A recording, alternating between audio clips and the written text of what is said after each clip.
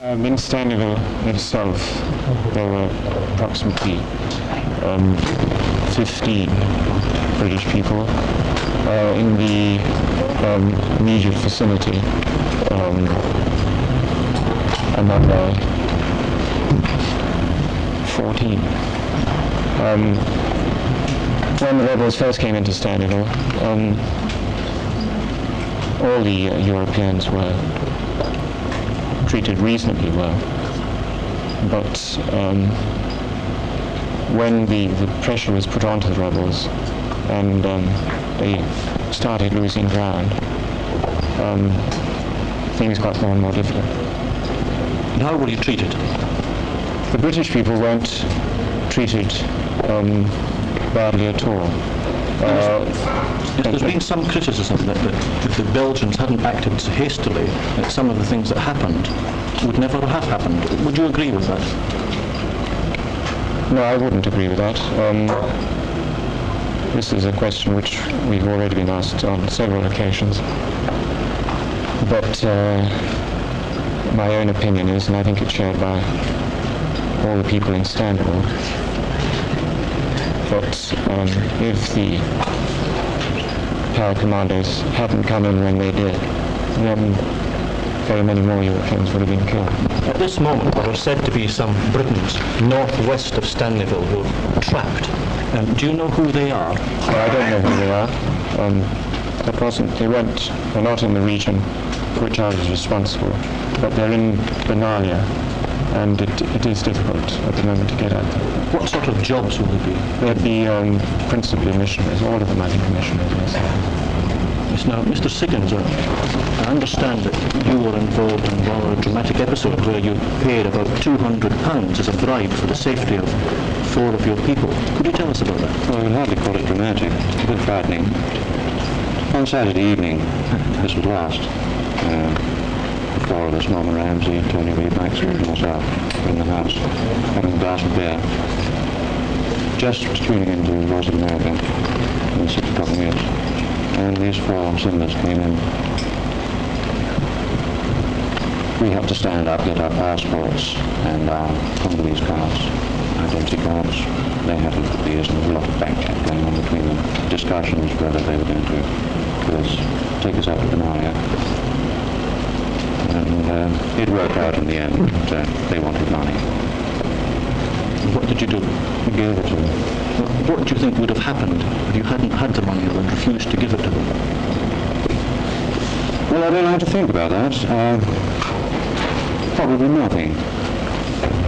They might just have gone. I mean, if they were convinced that we didn't have any money to give them, they'd probably have gone off somewhere else to get it. In the last few days in this country, we've heard stories of dreadful atrocities. Did you or any of the British have anything to do with this? Did you see any of this? No. Now, pouring out of the Congo at the moment, the thousands and thousands of Europeans who were there, do you think the Congo can ever work without their know-how in it? I was lying in bed, I was awake, I'd just woken up, and I heard this drone about the air conditioner. I went outside, and the planes flying around.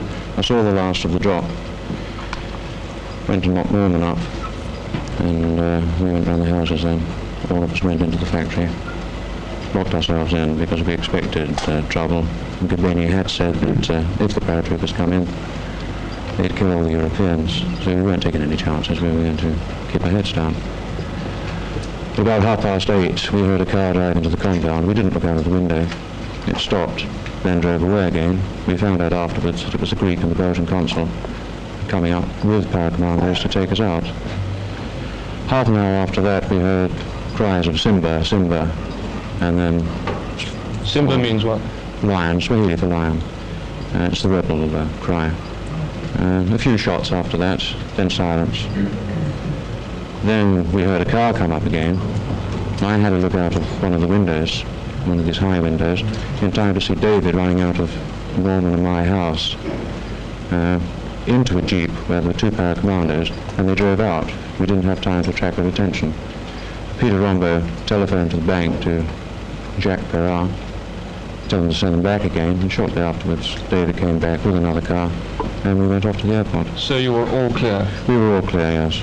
Did everyone in Stanleyville know of this ultimatum that if the Paras landed, people were to be executed? Oh, yes, yes. Do you think they were right in landing then? For heaven's sake, yes. You do? Yes. Any of your own friends die in the massacre? Well, not close friends, but people I knew very well, yes. How did you escape these Simbas? Well, when? When they arrived at your factory? Well, they didn't see us. The door was locked. They might have gone into the houses, of course we weren't there. And the factory's quite a large building. It would have taken them some time, because they must have been in a hurry if white troops were coming in. And they didn't have time to look for us, so I think they just went off. Do you mean to go back to the Congo? Yes, if the company decides that we're going to work in Congo, well, they want me back, I'll go back. So you're forgiven pretty quickly? Well, it's not a case of forgiving, there's a job of work to be done. Somebody's got to do it. Thank you, Mr. Mr. Harden, what happened when the paratroopers landed? Well, I was, like Jack, in bed, asleep. The first thing I heard was the planes going over. I decided it was best to stay in bed for a while, but was knocked up by the senior Congolese in the bank, who was living in a nearby apartment. I then went in to see the manager of the bank, a Belgian, Mr. Pira, and we waited for about an hour and then decided it would be safest to go down into the bank itself, which is below the apartments, and lock ourselves in the strong room. I had fixed the door beforehand so that we could open and shut it from the inside, and we got in there, stayed there for about 2 hours with nothing happening. We heard somebody knocking, opened the door, found it was a Simba going past, trying to get in, so we shut the door again rapidly, and stayed in there pretty well, keeping out of the way. Did they make any attempts to get you out? The Simbas, no. There was only this one who was trying to hide. But about 2 hours after he'd gone, the mercenaries arrived, and I saw white soldiers at the back, as well as the senior Congolese who came with them, and we came out of the safe. Their instructions. We then all went upstairs, myself, the director, manager, and the mercenaries for a beer, and I then thought it might be wise to go out and find out what was happening. Found a lot of Belgians. They didn't know a thing. I didn't know at the time, but I realise now that they had just been shot up. They'd just been liberated themselves, in fact. Wasn't one of the Simbas themselves executed in the bank premises? Yes, but this was considerably later, when we'd all gone back upstairs. Must have been about midday. What was he doing?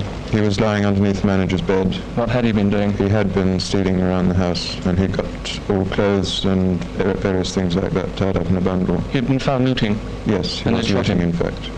No, they hadn't shot him when we found him, but they did immediately afterwards. In front of you? Down in the street, outside.